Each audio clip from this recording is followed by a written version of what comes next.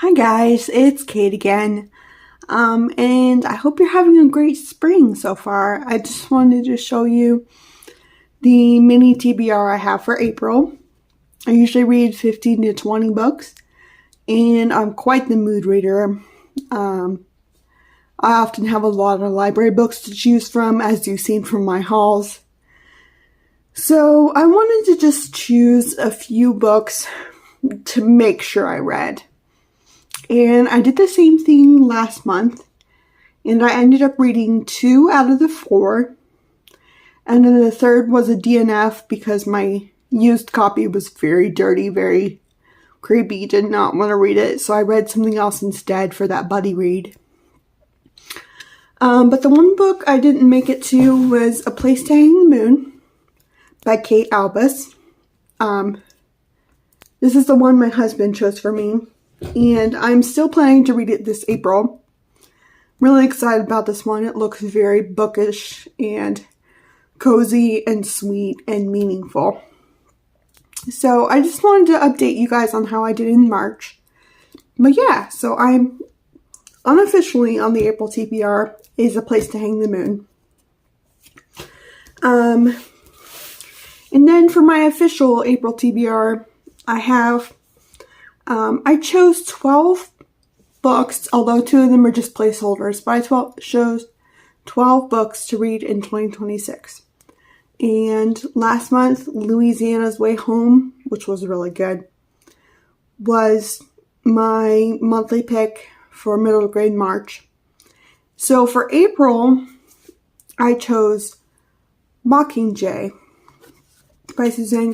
This is the end of the Hunger Games trilogy. And I have been very, very nervous to read this. I promised myself I would read it soon after reading Catching Fire, and it's been, I want to say, almost 2 years. I've seen the movies, so I know how heartbreaking and complicated this one is. And I just have not felt ready. But now I really want to read The Ballad of Songbirds and Snakes and Sunrise on the Reaping, so I'm like, I gotta finish the originals first. And I've been wanting to finish it anyway. So when I was choosing my 12 books for the year, I set Mockingjay for April because April is Easter. And Easter is a complicated holiday for me. It's full of, themes of loss and grief, but also resurrection and joy. And so I felt like thematically, it doesn't connect super well, but I thought thematically Mockingjay went well with April. So I am really excited to read this. I'm excited to see how she pulls off the ending, things I missed from the movies. Yeah, I'm just really excited to read this. And then I had my husband choose another book for me. And he chose Escape with the Dreammaker by Gilbert Morris. This is part of the 7 Sleepers series. It's an old, moody, published book. And he had copies of these growing up, and then he gave them to a sibling. And he recently, remembered the series and has been collecting his own copies. So this is a pretty new to him copy. And, I'm not sure, this is book 9 in the series, and it's about one of his favorite characters, and one of my favorite characters too, because I read the first one. I'm not sure much else about it, although I think it has to do with, if you look at the headphones here, it has to do with, simulations or something, so that's pretty interesting. It's Christian middle grade. The first book was pretty cheesy in some ways, but because they're important to his growing up years, I wanted to experience that with him, so I'm excited to read this one. And then those were the only 2 books I had so far, so I was like, well, I wanted 4 like I had last month. So I asked my 2 besties, I was like, hey, recommend a book for me from my own bookshelf on Goodreads. And it was so funny because I asked Cassia first, and she's the one who replied first, and she was like, you have too many good books on here. Basically, how am I ever going to choose? And I was like, I know that's the problem. Basically, that's why I'm asking you. So she eventually chose Beyond the Bright Sea by Lauren Wolk. This won a Scott Odell Award for historical fiction. So I don't know much about this one except for it has to do with like found family and the ocean. Wow, I really don't know much about this.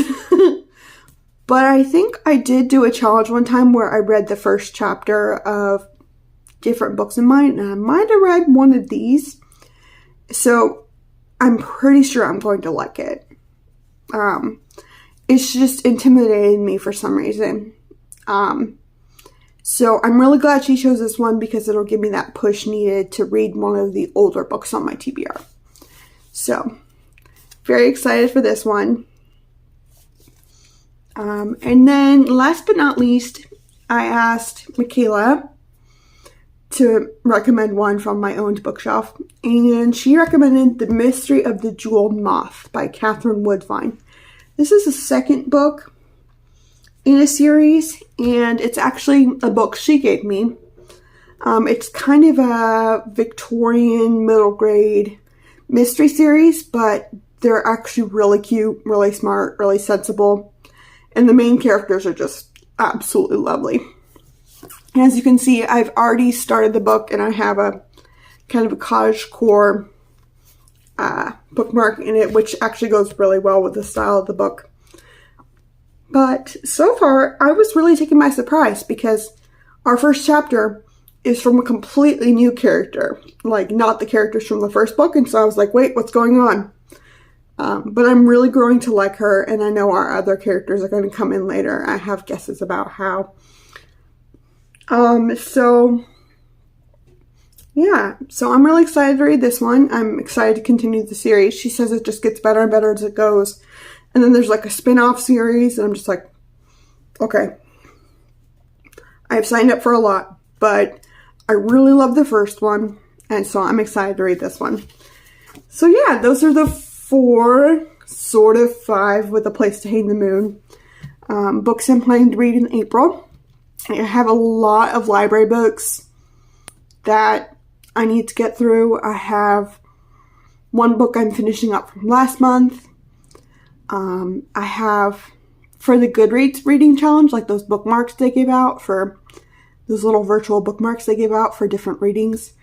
There's one book that would give me 2 bookmarks. It's Vera Wong's Unsolicited Advice for Murderers. So I'm like, okay, gotta make sure to read that one within the next 3 months to win those.